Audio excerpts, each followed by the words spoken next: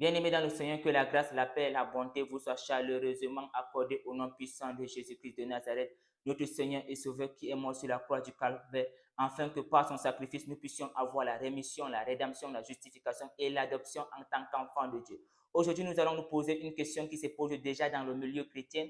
Est-ce que le chrétien peut-il perdre le salut? Le salut se perd-il ou racheter? Nous sommes rachetés pour l'éternité. Nous allons ensemble explorer les Saintes Écritures afin de pouvoir découvrir ou explorer ensemble les vérités cachées dans la Bible afin de révéler cela à tous les chrétiens afin que ce débat soit un sujet qui s'éteint à jamais.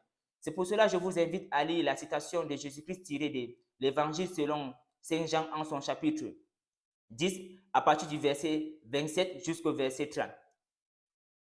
Mes brebis entendent ma voix, je les connais et elles me suivent. Je leur donne la vie éternelle et elles ne périront jamais et personne ne les ravira de ma main. Mon Père qui me les a donnés est plus grand que tous et personne ne peut les ravir de la main de mon Père. Moi et le Père, nous sommes un.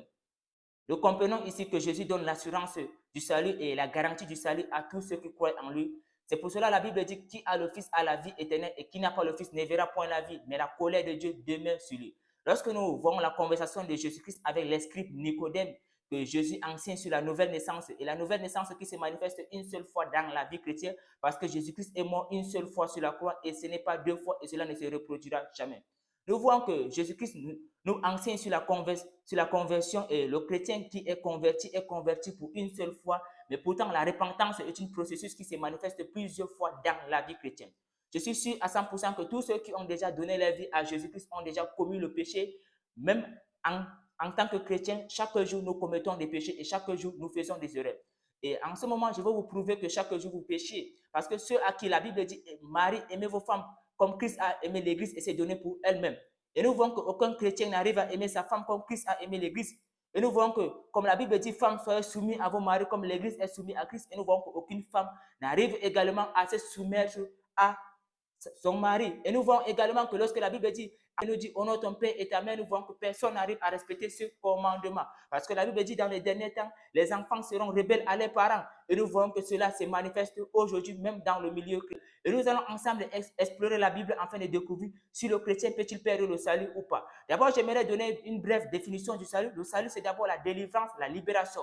Et nous voyons dans l'Ancien Testament, lorsque chaque fois que le peuple du Seigneur se rebelle ou le peuple du Seigneur s'est rétrograde dans la voie du Seigneur, le Seigneur envoie toujours un libérateur pour les libérer, pour les délivrer. Le Seigneur suscite toujours un juge pour délivrer son peuple de l'oppression. Et même lorsque son peuple a péché tout au long de l'Ancien Testament, le Seigneur a envoyé son peuple en exil, mais jamais le Seigneur a rejeté son peuple.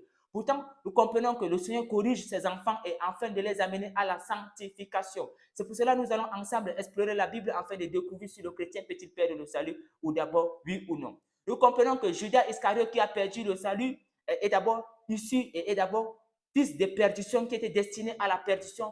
Pourtant Pierre qui a régné Jésus 3 fois n'a pas pu perdre le salut. Et nous comprenons qu'il y a une distinction par là-bas parce que ceux-là à qui le Seigneur les a appelés, ceux-là que le Seigneur les a choisis, le Seigneur eux-mêmes a le pouvoir de les affermir, a le pouvoir de les rendre, a le pouvoir de les sanctifier, a le pouvoir de les faire atteindre où?